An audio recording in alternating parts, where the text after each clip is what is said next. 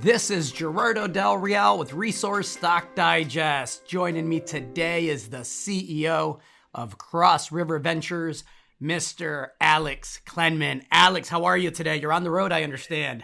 I am, yeah. And the greatest thing about coming on with you is your introductions are just, on a level by themselves. So anyway, yeah, happy to be here as always. Happy to chat. I appreciate the kind words. Listen, let's get right into it and the cause for the enthusiasm, right? I think, we've gone through a consolidation in the gold space that's lasted about 12 months now, right? Going into the 13th month. It's been a year-long consolidation. A lot of the better names, regardless of quality assets or technical prowess, have been beaten down 30, 40, some 50%, which to me presents an absolute generational opportunity to buy stocks for pennies on the dollar. And I actually think that Q4 is going to be one of the more consequential ones for the gold price, for the juniors. And I think we're going to see excitement back in the space.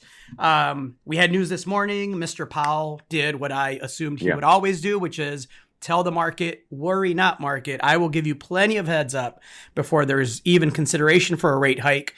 Maybe we'll taper, but if the market throws a tantrum, I'll change my mind, which is what he's done for years on end, right? And so the gold price reacted favorably. We're right back at 18.15. Silver's at 24. Copper's back at 427. And meanwhile, you're sampling up to 126 grams per ton gold in Ontario, Canada. Let's get into your thoughts on gold, and then let's talk about the recent phase one field work in Canada. Yeah, you bet. No, I agree 100% with your assessment there of the last year. And yeah, we can see the deals out there, the discounts that are available. And I mean, yeah, it could very well be a generational opportunity. When you look at these evaluations, and I'm a gold bug, unfortunately, or fortunately, however you look at it.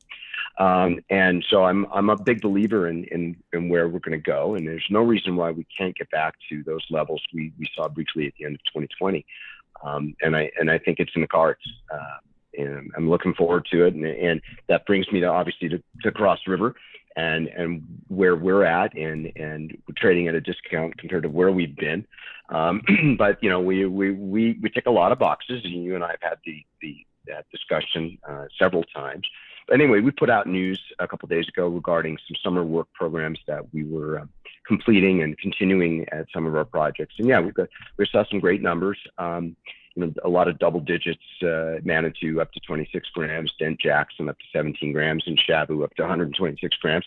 And that's fantastic. That's the kind of stuff we want to see moving forward as we vector towards drilling. Obviously, we talk a lot about our McVicker project, 12,000 hectares. We have a new deck on our site. It'd be great for people to go to crossriverventures.com and check out our new deck. There's some maps and some graphics in there that really put into perspective the land packages that we have and the positivity that comes with those. And everything's underexplored.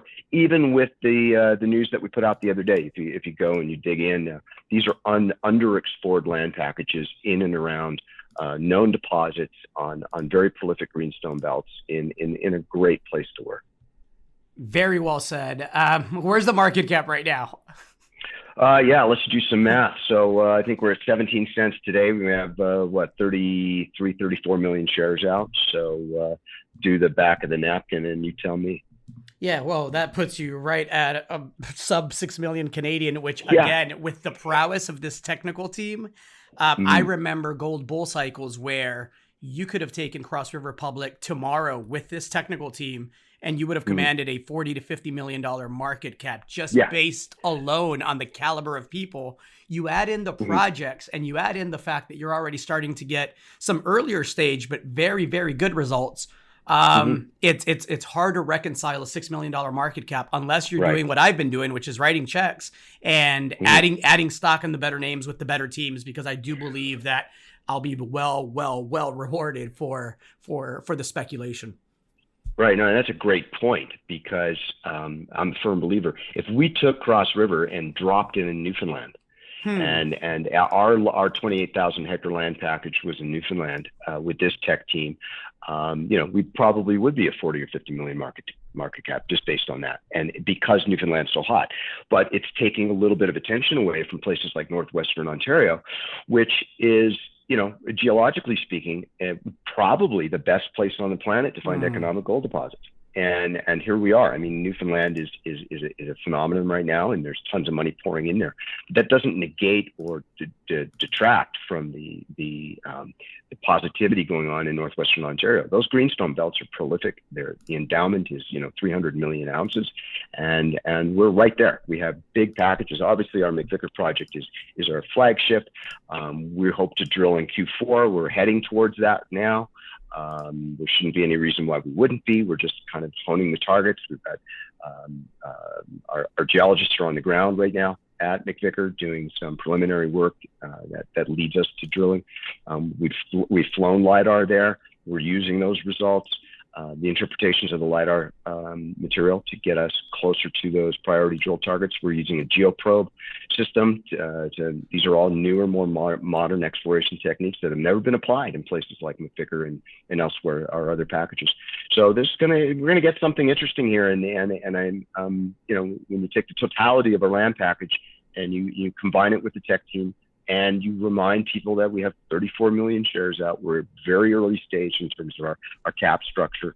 We're certainly worth a good look, as I like to say. You mentioned the geologic endowment. I think it's important to point out how stable the jurisdiction is, right? I mean, McVicker already has its permits. You're vectoring in. You're being very diligent in selecting drill targets, but you're permitted for this, correct?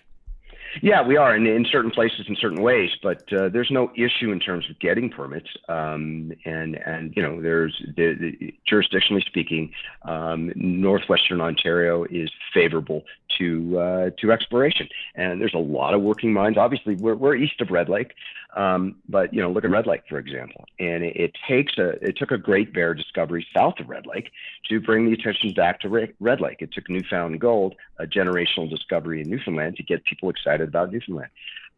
But prior to those discoveries, the gold was there. And you look at northwestern Ontario and that endowment and how many mines and things are in that sub-province and Archean belt, and you realize there's massive opportunity. They're all underexplored. These were big land packages that were controlled by companies like BHP. And post Bre-X, everyone cut and ran, and these large land packages fell into smaller hands, prospectors, smaller companies that played it safe.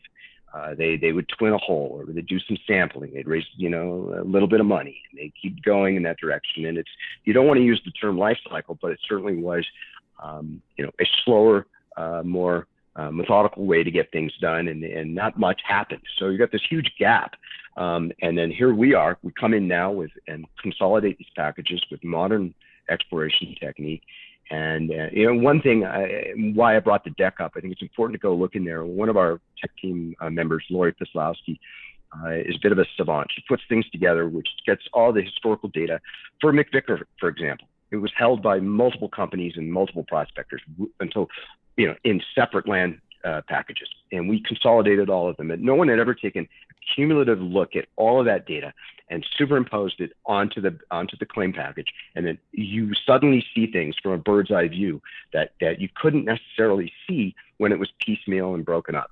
So we have a different look, a different way to first of all visualize where we're working, and then you combine the modern techniques and things begin to take shape. And when you get into it, if you do your due diligence on Cross River, you're gonna see some exciting things.